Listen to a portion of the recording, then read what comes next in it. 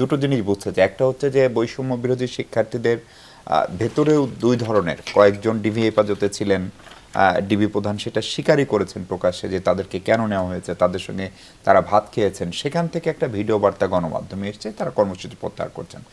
বাইরে থাকা যে গ্রুপটা তারা বলছেন যে এটা প্রত্যাহার আসলে হয়নি। এখন আসলে স্ট্যাটাসটা কি মনে হয়? আন্দোলনটা কি এভাবে শেষ হয়ে গেল, নাকি যেহেতু তাদের লক্ষ্য অর্জিত হয়েছে ফলে এটা শেষ হওয়ারই কথা?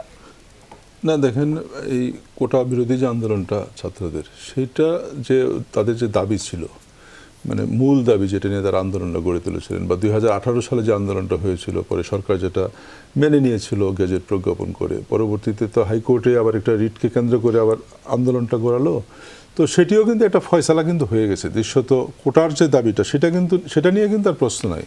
এখন কিন্তু দাবির জায়গাটা, যে ওরা আরও বেশ কিছু দাবিনামা দিয়েছিল যখন আইনমন্ত্রীর সঙ্গে তারা সাক্ষাৎ করেছিল, সেগুলো নিয়ে কিছু প্রশ্ন আছে। এখন আমরা যদ্দূর জানি যে 5 জন নেতা তারা ডিবি হেফাজতে আছেন, এবং বিকেলে আমি যখন ডিবি প্রধান হারুনুর রশিদের সঙ্গে কথা বলছিলাম, জানতে চেয়েছিলাম যে কী অবস্থা, তো উনি যেটা বলার চেষ্টা করেছেন যে একজন মুগ্ধর কথা বলছিলেন, বেসরুমিন ফারহানা, যে মুগ্ধর যে মৃত্যুটা সেটা তারা বিবেচনা করছেন, বা তাদের কাছে তথ্য যে এটি একটি হত্যাকাণ্ড।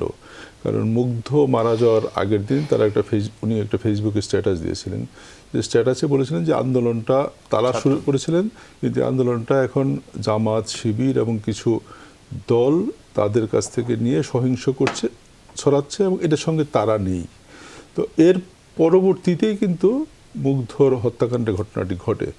এখন তার ডিবি, আমাদের আইনশৃঙ্খলা রক্ষাকারী বাহিনীর বক্তব্য যে তাদের যাতে এই 5 জনের উপর আঘাত না আসে, সেজন্য তাদের পুলিশি হেফাজতে নেওয়া হয়েছে। এখন এই ভার্সনটা আপনি দুই রকমই, বিশ্বাস অবিশ্বাস দুই রকমই আছে। এবং তাদের যে স্টেটমেন্ট যেটা আমরা পেলাম, সেই স্টেটমেন্টটা পুলিশ হেফাজতে থাকলে একরকম স্টেটমেন্ট হতে পারে, না থাকলে একরকম স্টেটমেন্ট হতে পারে। কিন্তু যদি তারা বাইরে থেকে স্টেটমেন্টটা দিতেন, তাহলে মানুষের কাছে অনেক বেশি সেটা বিশ্বাসযোগ্য হতো। আমি মনে করি যে তাদের বাইরে থেকে দিলে মানে এই সন্দেহটা থাকতো না অন্তত, যে আরেকজন যেটা বলছেন। তবে কোটা নিয়ে তো আসলে আন্দোলনের কোনো জায়গা নেই এখন। এটি আন্দোলনটা কোন দিকে যাবে, বা তারা মানবে কি মানবে না, সেটা নিয়ে প্রশ্ন।